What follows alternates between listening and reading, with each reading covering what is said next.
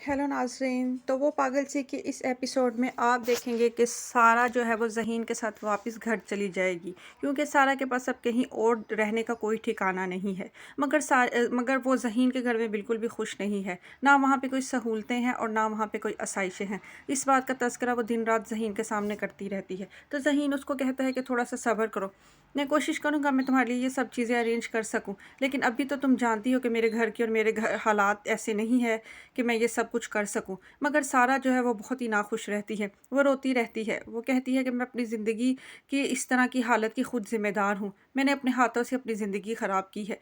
मगर ज़हीन उसकी दिलजोई की बहुत कोशिश करता रहता है। ज़हीन को जो है वो सारा से मोहब्बत हो गई है। वो चाहता है कि अब सारा उसके घर में हमेशा ही रहे। वो उसके साथ बहुत अखलाक से पेश आता है, उसका बहुत गमगुसारी की कोशिश भी करता है और उसका बहुत ज़्यादा ख़्याल रखता है। मगर सारा उसको कहती है कि तुम ये ना समझना कि ये सब कुछ करके तुम मेरे दिल में अपने लिए कोई जगह बना लोगे। मैं सिर्फ़ इस घर में चंद दिनों की मेहमान हूँ। जब तक मुझे कोई और समझ नहीं आ जाता कि मैं कहाँ जाऊँ या मैंने आगे क्या करना है, उस वक़्त तक मैं यहाँ पर रह रही हूँ। इसके अलावा मेरा यहाँ पे रहने का कोई मकसद नहीं है। मैं तुम्हारे इस घर को छोड़ कर चली जाऊँगी। ये सब कुछ मेरे रहने के काबिल नहीं है।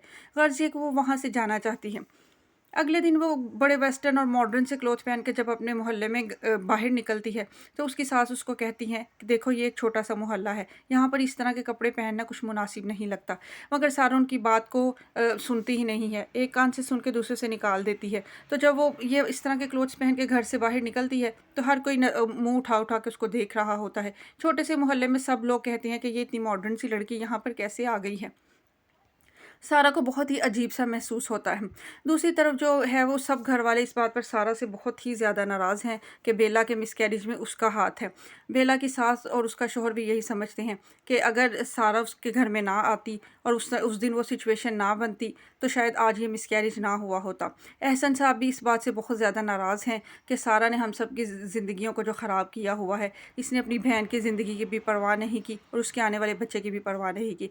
ताहम बेला जब होश में आती है, वो अपनी बहन के बारे में ही पूछती है। वो कहती है कि सारा कहाँ है? तो सारिम बहुत ज़्यादा गुस्सा करता है। वो कहता है कि तुम्हें अभी भी बेला की पड़ी हुई है, तुम्हें सिर्फ़ उसी की फ़िक्र है। तुम उसके पीछे उस दिन ना भागती तो यूँ मिसकैरेज ना होता। मगर बेला फिर भी उसकी बात नहीं सुनती है। वो अपनी बहन के बारे में ही पूछती रहती है। दूसरी तरफ एहसन साहब बहुत ज़्यादा शर्मिंदा होते हैं कि सारा की वजह से अब वो नज़रें नहीं मिला पा रहे हैं किसी के साथ भी। और मगर बेला की जो सास है, वो भी बहुत ज़्यादा गुस्से में बहुत सारी बातें सुनाती हैं। वो बेला को कहती हैं कि देख लो, तुम्हारे ऊपर इतनी करम नवाज़ी हुई थी और तुमने बच्चे की बिल्कुल भी कदर नहीं की, जिसकी वजह जिसकी से वो वजह से हमसे वो छिन हमसे गया।